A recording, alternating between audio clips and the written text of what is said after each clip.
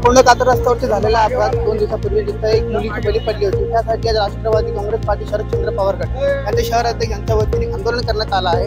तर जाणून घ्या त्यांच्या आंदोलनाचं काय। कात्रज कोंढा रस्त्यावर मागच्या 10 वर्षात शेकडो जीव गेलेले आहेत। हे निष्पाप जीवांना कारणीभूत असणाऱ्या ठेकेदार, अधिकारी आणि आजी माजी आमदारावर गुन्हा दाखल करण्यात यावा ही आमची प्रमुख मागणी आहे। 10 वर्षापूर्वी हा रस्ता फक्त 50 कोटीमध्ये तयार होणार होता, त्याची किंमत आज 750 कोटी रुपयावर पोहोचलेली। म्हणजे हा जे रस्त्याचे जे विलंबन केले जाते, म्हणजे जे उशीर लागतात, तर टेंडरच्या प्राइस वाढवण्यासाठी टेंडर मध्ये त्यांच्या जवळच्या ठेकेदारांना काम मिळावं म्हणून या ठिकाणी या रस्त्याला उशीर करण्यात आला।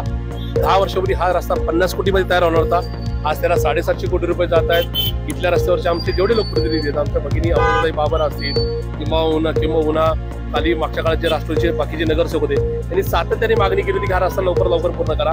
पण ठेकेदाराकडून ज्यांनी पैसे खाल्ले होते त्यांनी एकदाही ठेकेदाराला आणि अधिकाऱ्याला जाब विचारला नाही, त्याच्यामुळे ही वेळ आलेली आहे। त्याच्यामुळे हा रस्ता लवकर पूर्ण व्हावा, त्याच्यामध्ये व्हाईट पेपर जाहीर करण्यात यावा, जे दोषी आहेत त्यांची नावं जाहीर करण्यात यावी ही आमची प्रमुख मागणी। तर एक प्रश्न माझा हे होता की प्रशासनाला कुणाचाही जीव गेल्यानंतर का जाग येतं, म्हणजे की आता इथं एक मुलीचा जीव गेला त्यानंतर प्रशासनाला जाग आली की रस्ता काढायचा आहे, गंगाधमोर ट्रॅक्टर झाला त्यानंतर असं आहे, प्रशासन कुणाचं ताटाखालचं मांजर झालेलं आहे। प्रशासन आमदारांच्या दबावाखाली आहेत, आमदार मंडळी ठेकेदारांच्या दबावाखाली आहेत आणि म्हणून एखादी घटना झाल्याशिवाय या सगळ्यांचे डोळे उघडत नाहीत। व्यवस्था कशी करणार तुमच्या हिशोबाने? नाही, आम्ही या सगळ्यांना सांगितलं की आम्हाला पुढच्या 2 दिवसात उत्तर हवंय की रस्ता किती दिवसात पूर्ण करणार। आम्ही पालकमंत्र्यांना सुद्धा या ठिकाणी प्रश्न विचारणार आहोत की जर तुमचा इथला आमदार आहे तुम्ही या रस्त्यासाठी पूर्ण पैसे देणार का नाही, तर राज्य शासन फक्त या ठिकाणी आमदार खरेदी विक्रीसाठी पैसे वापरतंय, राज्य शासनाला लोकांचे प्रश्न सोडवण्यासाठी पैसे नाहीत का, हा प्रश्न आम्ही नक्की त्यांना विचारणार।